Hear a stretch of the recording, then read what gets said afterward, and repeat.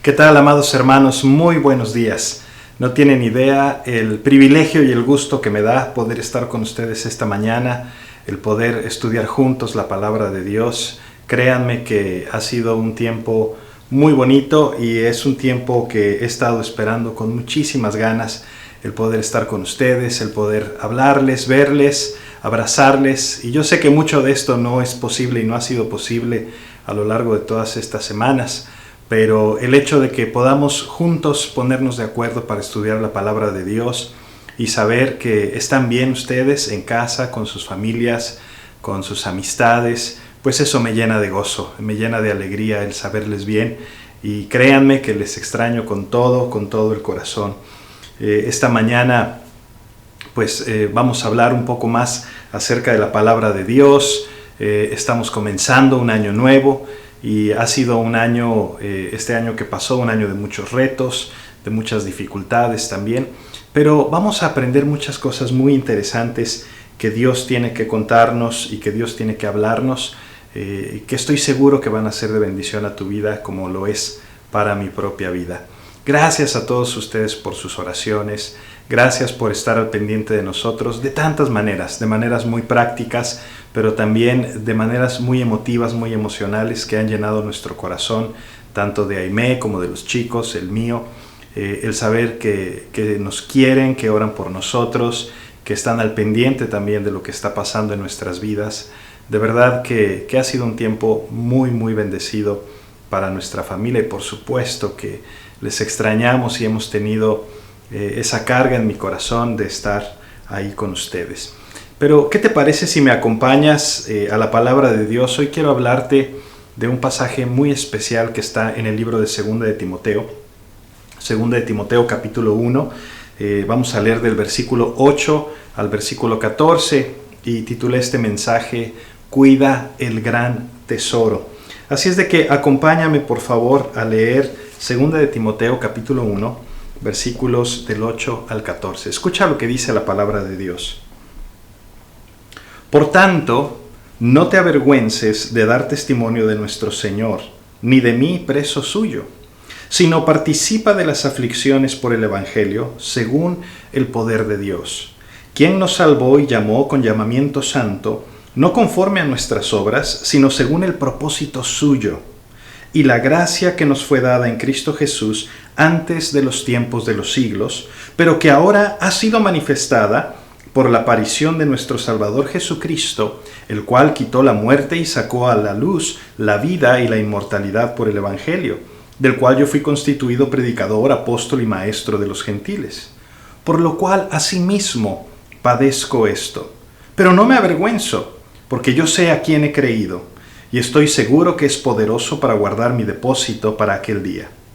Versículo 13. Retén la forma de las sanas palabras que de mí oíste, en la fe y amor que es en Cristo Jesús.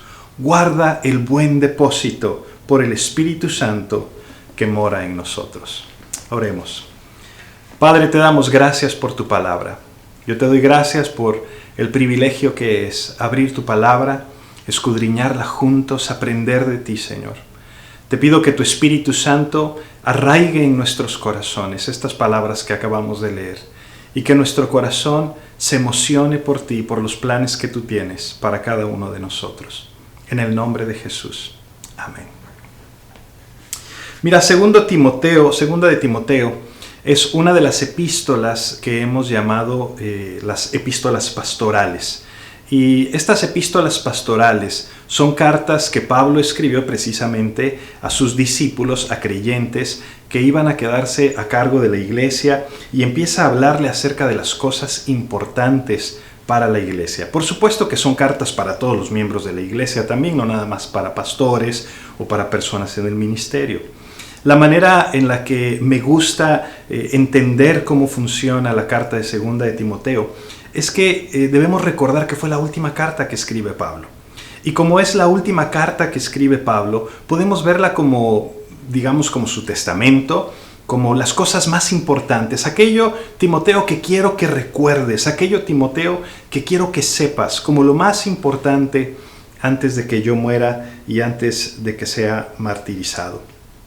De manera que es una carta muy importante solamente por ese sentido. Y en esta carta Pablo va a escribirnos acerca de la santidad, va a escribirnos acerca del Evangelio, nos escribe acerca del sufrimiento, nos escribe acerca de la inspiración de la Biblia, nos habla acerca de la importancia de predicar la palabra, de ser fieles a la palabra, de volver a la palabra, la importancia de la doctrina, la importancia de temer al Señor y solamente al Señor. Pero conforme nos enfocamos un poquito más en este pasaje que acabamos de leer, vamos a aprender que hay un gran tesoro que se te ha confiado a ti y a mí. Se nos ha confiado este gran tesoro y tenemos que cuidar este gran tesoro. Y tenemos que hacer nuestro mejor esfuerzo por proteger este tesoro para el progreso del reino de Dios. Ahora, esta semana, yo quiero decirte que yo los estuve extrañando muchísimo. Mucho. De hecho, el día de fin de año, conforme le estaba agradeciendo al Señor por todas las bendiciones que recibimos a lo largo de este año, yo me acordaba de los rostros de cada uno de ustedes. Recordaba las risas, las largas conversaciones que tuvimos algunos de nosotros, las horas de estudio bíblico, cuando oramos juntos los unos por los otros, a lo largo de 10 años. Y déjame decirte que los extraño. Los extraño porque tienen un lugar en mi corazón muy importante. Somos una familia. Somos una familia. Nos vemos varias veces a la semana, compartimos las cosas más íntimas, pedimos oración por aquellas cosas que agitan nuestros corazones, aquellas cosas que nos importan. Nos emocionamos con los logros de los demás y también compartimos las cargas, porque tenemos cosas en nuestra vida, en nuestro corazón, que hemos decidido abrir ante aquellos que profesan la misma fe que nosotros. Y yo me siento tan agradecido por la confianza que cada uno de ustedes me ha mostrado a lo largo de todos estos años. Y el poder ser parte de sus vidas y que ustedes sean parte de mi vida y de la vida de mi familia ha sido algo precioso. Yo recuerdo con muchísima alegría cuando algunos de ustedes hicieron algo por otro hermano que estaba en necesidad. Recuerdo con mucha alegría cuando fueron y ayudaron a otros, a veces algunos que ni siquiera conocían. Y todos estos recuerdos, hermanos, son como un abrazo cálido en medio de este invierno tan frío. ¿Por qué? Porque mi corazón se siente abrazado. Se siente abrazado por mi familia, por la familia de Dios, por cada uno de ustedes. Pero, ¿sabes? A veces damos las cosas por sentadas. A veces pensamos que siempre vamos a tener las cosas a las que estamos acostumbrados. Pensamos que siempre vamos a tener a nuestros hijos, pensamos que siempre vamos a tener a nuestros padres, que siempre vamos a tener a nuestros amigos, a nuestros hermanos en la fe. Y cuando viene el cambio, entonces no nos gusta. Y reaccionamos de maneras muy diferentes. Mira, para nosotros el hecho de que nuestros hijos se fueran a la universidad fue un cambio muy importante porque se fueron a otro país, lejos de nosotros, lejos de casa. Un cambio muy fuerte emocionalmente, un cambio fuerte económicamente. Y de pronto Sebastián le da el COVID y nosotros a miles de kilómetros de distancia, sin poder hacer nada, sin poder ir, sin poder estar ahí con él. Para ustedes, por ejemplo, en la iglesia, de pronto se van dos pastores que ustedes amaban y que les amamos a ustedes, que les habíamos estado enseñando la palabra de Dios y sirviendo con ustedes hombro a hombro durante muchísimos años. Y yo sé que para algunos de ustedes eso ha sido difícil. Y yo sé que algunos de ustedes extrañan profundamente a Juan y a su familia. Y yo sé que algunos de ustedes nos extrañan también a nosotros como nosotros a ustedes. Pero la pregunta que tenemos que hacernos es, conforme empezamos este año, ¿qué sigue? ¿Qué es lo que sigue? ¿A qué nos llamó Dios? ¿Por qué Dios te ha estado preparando a lo largo de todos estos años, por medio de la predicación de su palabra, por medio del estudio de su palabra? Te ha estado preparando con años y años de estudio en tu crecimiento espiritual, en tu fe. ¿Para qué? ¿Cuál es el siguiente paso? Tú y yo sabemos que Dios no te salvó por tu cara bonita. Tú y yo sabemos que Dios no te salvó porque seas muy inteligente o porque seas muy buena persona, porque sabemos que la Biblia dice que todos nuestros actos de justicia son como trapos de inmundicia para Dios. ¿Por qué? Porque están teñidos de nuestro pecado, envueltos en nuestros pecados. Pero sabemos que Dios nos salvó por su increíble gracia, por su gran misericordia, por ese gran amor con el que Él nos ha amado y nos salvó con un propósito firme. Acuérdate de lo que dice Efesios capítulo 2, versos del 8 al 10. Porque por gracia sois salvos, por medio de la fe. Y esto no es de vosotros, pues es don de Dios, no por obras, para que nadie se gloríe. Y luego dice, porque somos hechura suya, creados en Cristo Jesús, ¿para qué? Para buenas obras, las cuales Dios preparó de antemano, para que anduviésemos en ellas. De modo que fuimos salvos por la gracia de Dios, por medio de la fe. ¿Pero para qué? Pues para que andemos en buenas obras. Por eso Jesús le dice a los creyentes en el Sermón del Monte, les dice, ustedes son la luz del mundo. Su luz tiene que brillar en este mundo de tal manera que la gente vea vuestras buenas obras y glorifiquen al Padre que está en los cielos. Es decir, no eres un cristiano que nada más tiene su boleto al cielo y que ya está listo, sino que eres un cristiano que tiene una misión. Tienes una misión, tienes un propósito, tienes un llamado de lo alto. Es precisamente por eso que eres un cristiano que entiende que Dios te escogió de en medio de un mundo caído con una función única y especial, con una función que nadie puede hacer más que tú. Es algo tan importante. ¿Sabes? Pedro finalmente lo entendió en ese famoso versículo en 1 de Pedro 2:9. Pedro escribe, pero vosotros sois linaje escogido, real sacerdocio, nación santa, pueblo adquirido por Dios. ¿Para qué? Para que anunciéis las virtudes de aquel que os llamó de las tinieblas a su luz admirable. En otras palabras, fuiste salvado para ser un reflejo de quien Dios es a este mundo en tinieblas. Para eso te salvó Dios. Para eso te salvó Dios. Jesús dijo que el que lo ha visto a Él, ha visto al Padre. De la misma manera, cuando la gente te ve a ti, tienen que ver a Cristo en tu vida. Cuando la gente te ve a ti, tienen que entender, eso es lo que significa ser un discípulo de Jesús. Eso es lo que significa ser un verdadero cristiano. Cuando Pablo le escribe a Timoteo en esta carta, empieza diciéndole que recuerda a Timoteo, que recuerda sus lágrimas, que recuerda su fe sincera y la fe de su abuela y la fe de su madre. Pero le dice a Timoteo y le recuerda que él tiene un don que Dios le ha dado y es un don que él tiene que avivar. No puede dejarlo ahí nada más almacenado. Le recuerda el Evangelio. ¿Por qué? Porque Pablo no quiere que Timoteo se olvide de la razón por la que Dios lo salvó. Mira, escucha el versículo 9. Dice, quien nos salvó y llamó con llamamiento santo, no conforme a nuestras obras, sino según el propósito suyo y la gracia que nos fue dada en Cristo Jesús antes de los tiempos de los siglos.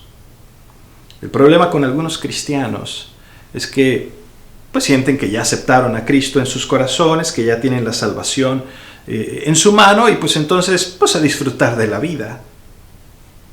O sea, ¿qué? ¿Nada más esperar la muerte hasta el momento en el que podamos estar con nuestro Señor? Es algo absurdo. Como aquel hombre que fue a enterrar su talento. Aquel hombre que ni siquiera negoció con él. Ni siquiera obtuvo intereses y lo hubiera metido al banco. Solamente lo enterró. Sería como invertir todo tu dinero en un carrazo y tenerlo ahí en la cochera guardado y nunca usarlo. Absurdo. Ilógico. En cambio, si tú fuiste reconciliado con Dios, si tú has nacido de nuevo, si tú eres un discípulo de Cristo, El fruto de esa reconciliación tiene que ser evidente en tu vida. Si eres hijo de tu Padre que está en los cielos, tu vida tiene que ser un reflejo de tu Padre que está en los cielos. Por eso el Señor Jesucristo dijo: amad a vuestros enemigos, bendecid a los que os maldicen, haced bien a los que os aborrecen y orad por los que os ultrajan y os persiguen, para que seáis hijos de vuestro Padre que está en los cielos, que hace salir su sol sobre malos y buenos y que hace llover sobre justos e injustos. Es decir, cuando vives como Dios manda, eres un reflejo de tu Padre Celestial. Mira, Gonzalo, se parece a su papá. Mira, Rosy, de tal palo, tal astilla. ¿Me explico? Mira cuánta gente has escuchado que se queja y se queja y se queja del 2020. Que si fue un año terrible, que si lo único que faltó fue que la tierra se abriera y nos tragara a todos juntos, que si esto, que si lo otro. ¿Pero de verdad crees que el COVID-19 sorprendió a Dios? ¿De verdad crees que todas estas cosas tomaron a Dios por sorpresa o desprevenido? Por supuesto que no. Claro que no. Tú y yo entendemos que Dios es el soberano de toda la creación. Que Dios tiene un plan, que Dios tiene un propósito en todas las cosas por difíciles que sean. Y que hemos sido llamados a reflejar ese sentido a este mundo sin sentido. El que las cosas no están fuera de control. El que Dios tiene un control amoroso, un control justo, un control perfecto de todas y cada una de las circunstancias de este mundo, de todas y cada una de las circunstancias de tu vida. Escucha lo que le dice Pablo a Timoteo, versículo 8. Por tanto, no te avergüences de dar testimonio de nuestro Señor, ni de mí preso suyo, sino participa de las aflicciones por el Evangelio según el poder de Dios. Mira, las cosas no salieron como Pablo quería. Estaba en la cárcel, él estaba aprisionado. Las cosas sí nos sorprenden a nosotros, sí nos toman desprevenidos, pero no sorprenden a Dios. Más aún, los acontecimientos son guiados por la mano de Dios, por sus propósitos. Pero entender esto nos va a ayudar verdaderamente a no avergonzarnos, a dar testimonio de nuestro Señor, a darle sentido a este mundo. ¿Sabes? No nos gusta sufrir. No nos gusta que nos sorprendan. Hay quienes dicen, no, es que a nadie le gusta el sufrimiento. Pero déjame decirte algo, yo creo que a veces sí estamos dispuestos a sufrir. Y yo creo que a veces cuando tenemos la perspectiva correcta, incluso aceptamos el sufrimiento de una manera adecuada. Y déjame te lo explico. Estamos dispuestos a sufrir una aguja si eso quiere decir que nuestra enfermedad va a terminar. O estamos dispuestos a sufrir el dentista si eso quiere decir que nuestro dolor se va a terminar. De manera que es una cuestión de perspectiva.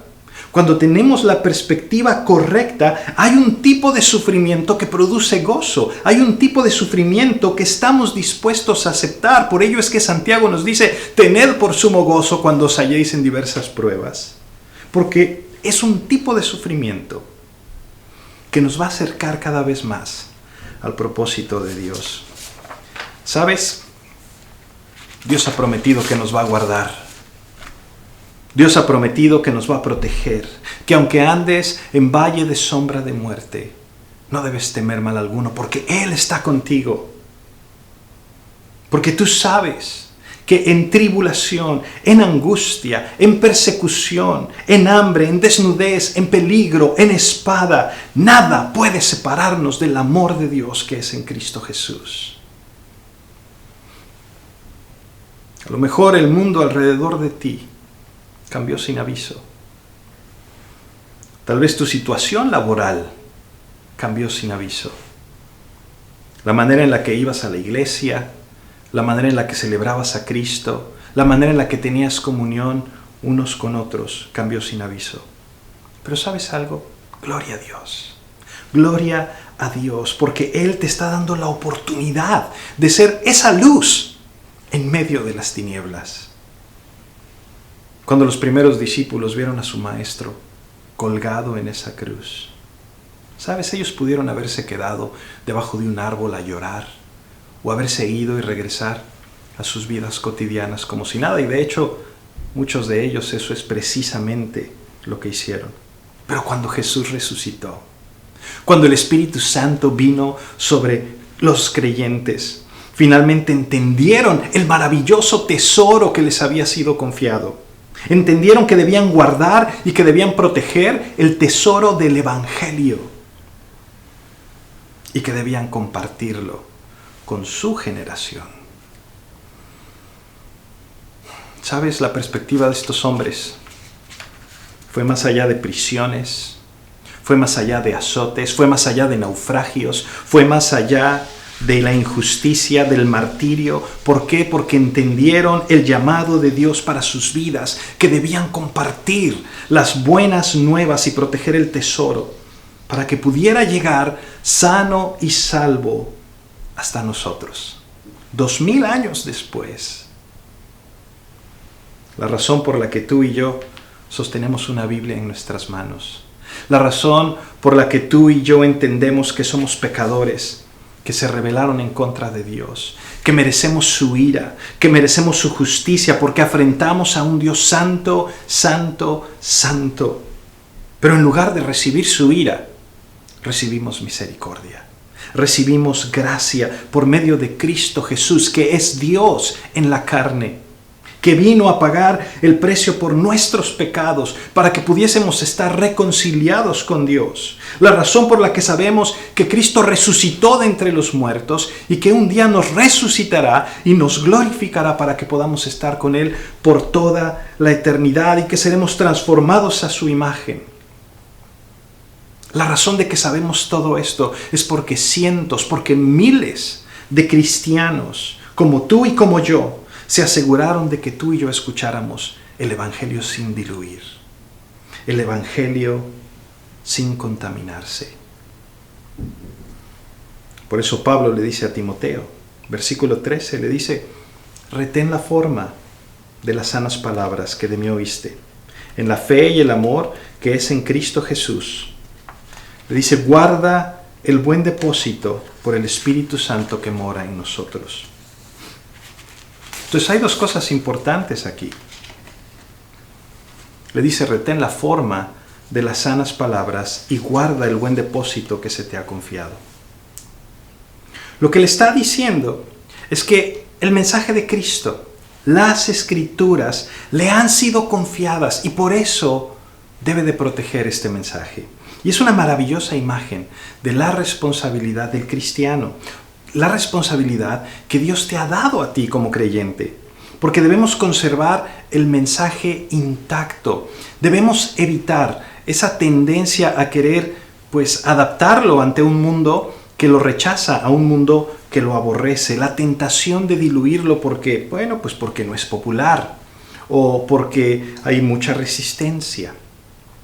Debemos resistir esa tentación de no hacerlo tan ofensivo para la gente o más aceptable para una cultura que rechaza a nuestro Dios, pero que urgentemente necesita el mensaje del Evangelio, necesita escucharlo tal y como es, sin diluirse. Necesitamos protegerlo, necesitamos cuidarlo, necesitamos no permitir que se pierda ni una sola pieza de este precioso y maravilloso tesoro.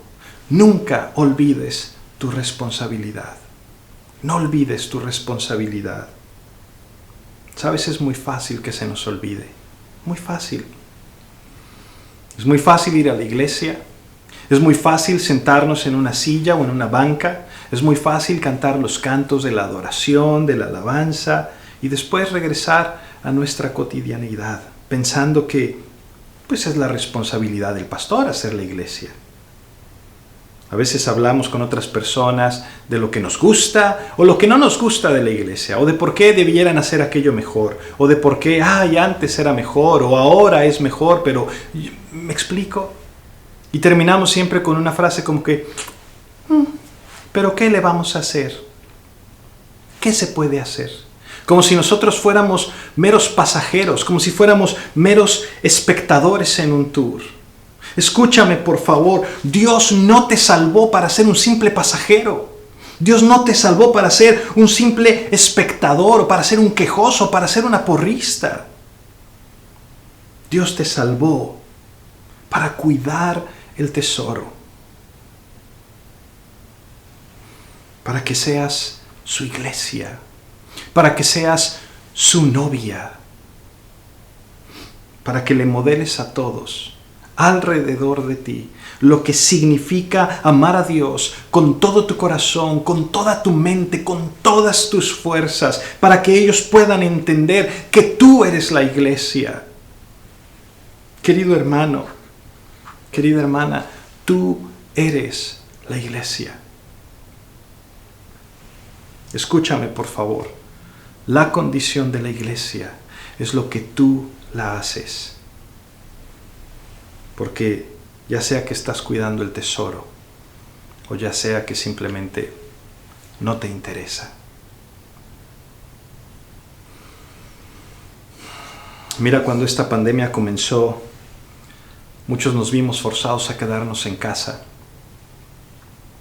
Algunas personas pasaron más tiempo tejiendo, otros pasaron más tiempo limpiando aquí o allá, finalmente arreglando las cosas del patio, de la cochera, o acomodando todos los triques que tenían años ahí amontonados.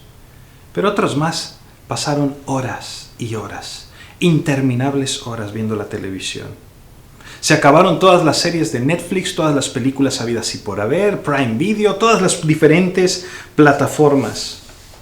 Pero ¿cuántos de nosotros usaron este tiempo para estudiar más profundamente el tesoro que se nos ha confiado?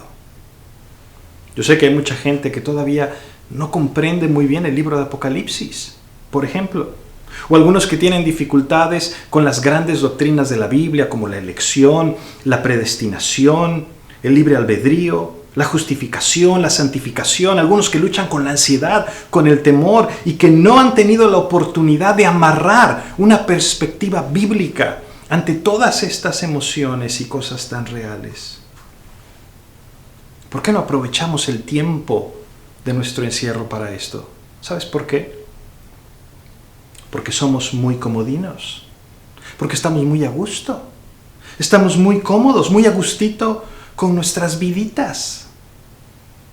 Pablo dice en Romanos 13, ya es hora de levantarnos del sueño, porque aún ahora está más cerca de nosotros nuestra salvación que cuando creímos.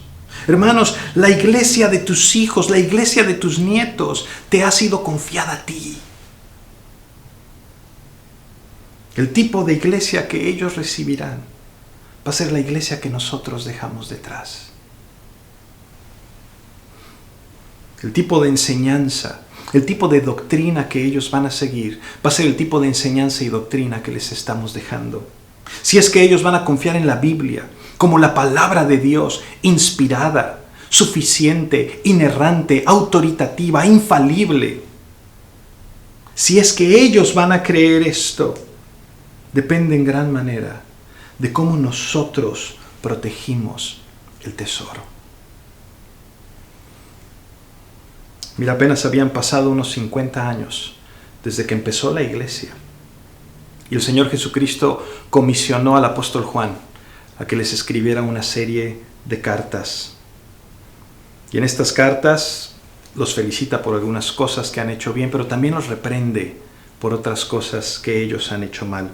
Y la carta que me parte el corazón es la carta que Jesús le escribe a la iglesia de la Odisea. ¿Por qué? Porque no eran fríos ni calientes. Ellos se creían la gran cosa. Ellos tenían un alto sentido, una alta imagen de quienes ellos eran. Pero Jesús les dice quiénes son en realidad. Y Jesús les dice que son unos desventurados, miserables, pobres, ciegos y desnudos. Pero la parte que me rompe el corazón es lo que encontramos en Apocalipsis 3:20. Cuando el Señor Jesús les dice: he aquí, yo estoy a la puerta y llamo. Si alguno oye mi voz y abre la puerta, entraré a él y cenaré con él y él conmigo. Mira, yo sé que este versículo se usa mucho para evangelizar y se le dice a la gente: mira, abre la puerta de tu corazón al Señor para que Él venga y entre a ti. Pero sabes, eso no es lo que Jesús está diciendo. Jesús le escribe esta carta a la iglesia, a un grupo de creyentes, una iglesia que ha corrido a Jesús, una iglesia que ha sacado a Jesús de la iglesia. Jesús está a las puertas de la iglesia y está diciendo: déjenme entrar, estoy a las puertas y llamo.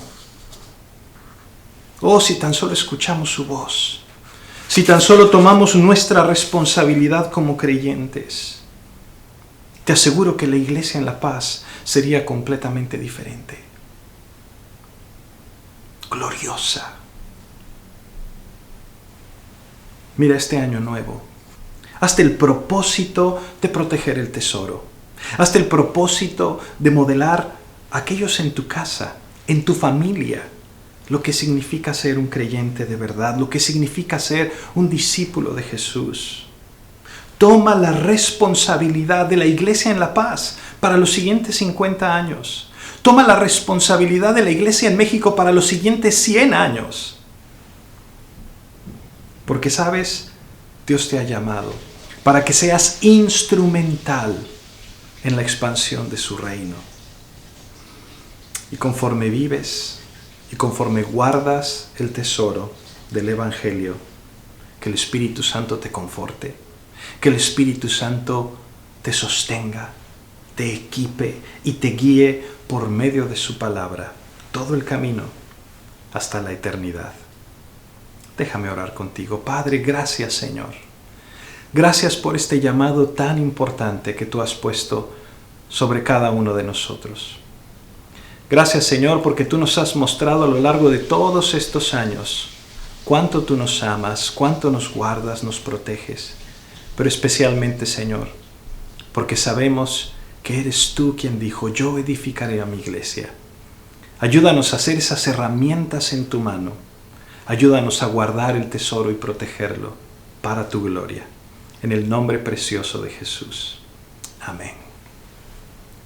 Deseo de todo mi corazón que este año sea un año crucial en tu vida.